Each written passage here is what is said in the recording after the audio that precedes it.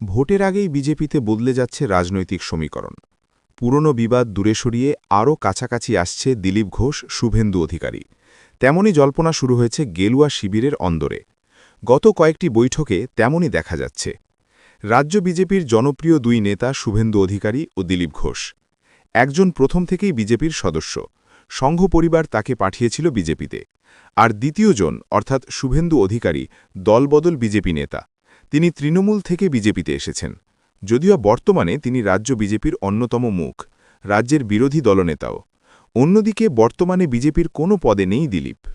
বিজেপির অন্দরে দিলীপ ঘোষ আর শুভেন্দু অধিকারীর সমীকরণ বরাবরই মধুর বলে শোনা যায়, যদিও প্রকাশ্যে তেমন বিবাদে জানান না, কিন্তু একে অপরের নাম না নিয়ে কটাক্ষ করতে একাধিকবার শোনা গিয়েছে।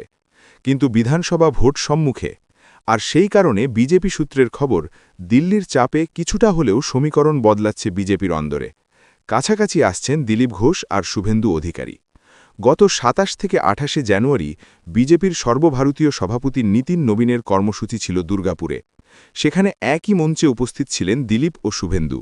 সেখানেই শুভেন্দুর নেতৃত্বস্থানীয়দের নাম বলার সময় দিলীপ ঘোষের নাম করেন। শুধু তাই নয়, রীতিমতো সংভ্রমের সঙ্গেই তিনি দিলীপের নাম নেন। তাতেই বিজেপির নেতাকর্মীরা মনে করছেন দুই নেতার মনের বরফ গলছে। প্রথম দিন শুভেন্দু বলেন, মঞ্চে উপবিষ্ট আছেন ভারতীয় জনতা পার্টির প্রাক্তন রাজ্য সভাপতি, প্রাক্তন সাংসদ, আমাদের বর্ষিয়ান নেতা মাননীয় দিলীপ ঘোষ। দ্বিতীয় দিনে শুভেন্দু বলেন, প্রাক্তন রাজ্য সভাপতি, প্রাক্তন সাংসদ, সম্মানীয় দিলীপ ঘোষ। ২০২৪ সালে লোকসভা নির্বাচন ভোটের দিনগুলিতে আক্রান্ত বিজেপি প্রার্থীদের তালিকা বলতে গিয়ে তিনি বলেন, মন্তেশ্বরে আক্রান্ত হয়েছিলেন দিলীপদা, দাদা বলে সম্বোধন করেন। যদিও হিরণের কথা বলতে গিয়ে তিনি বলেন, কেশপুরে আমাদের ঘাটালের প্রার্থী আক্রান্ত হয়েছিলেন, হিরণের নামও উচ্চারণ করেননি। কেন এই নমনীয়তা? বিজেপির একটা সূত্রের খবর, ভোটের আগে বিজেপির রাজ্যের শীর্ষ ও জনপ্রিয় নেতারা যাতে এক হয়ে লড়াইয়ের প্রস্তুতি নেয়, তার জন্য দিল্লি থেকে নির্দেশ রয়েছে।